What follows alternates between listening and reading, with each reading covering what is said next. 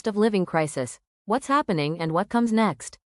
In the United States today, one thing is clearer than ever. Voters feel squeezed. A recent survey found that roughly 74% of American adults say economic conditions are only fair or poor. Pew Research Center. Inflation, high living costs, and stagnant wages are driving this deep sense of dissatisfaction. What's fueling this mood? First, even though headline inflation has cooled from its peak, it remains above the target and, more importantly, the perception of price pressure remains high.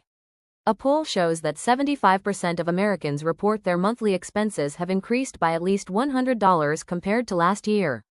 The Guardian. Among these, the cost of groceries, housing and utilities stand out. Housing alone is mentioned by 61% as a major worry. Pew Research Center. Second, this cost pressure is translating directly into politics. According to recent data, 59% of U.S. adults blame President Donald Trump's policies for the rising costs, signaling a potential headache for Republicans in upcoming elections. Axios. What this tells us: when basic everyday costs rise, voters don't just track GDP or unemployment, they look at their own wallet, their grocery receipt, their utility bill. What should we expect going forward? Political pressure on inflation will intensify. As voters feel the squeeze more, politicians and parties will be forced to respond, through regulation, subsidies, or tax relief. But research shows that when political interference affects the central bank's independence, inflation can rise and expectations become harder to anchor. Inflation expectations may remain sticky. Even if current inflation comes down, what matters is how many people believe prices will keep rising.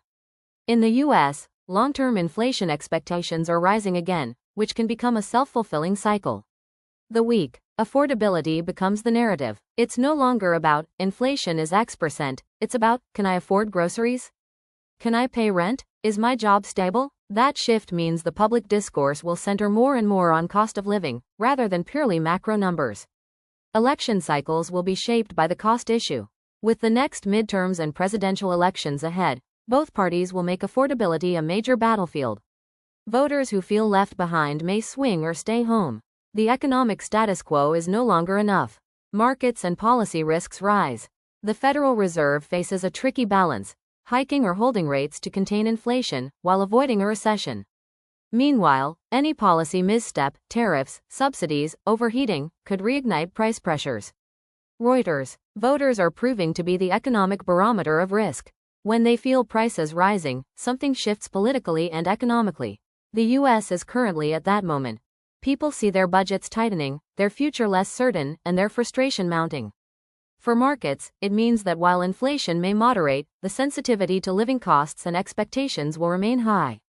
For politicians, it means that economic comfort is not just a data point, it's a lifeline. In short, rising prices are not just a line on a chart. They're shaping voter behavior, policy outcome, and the next phase of the economy.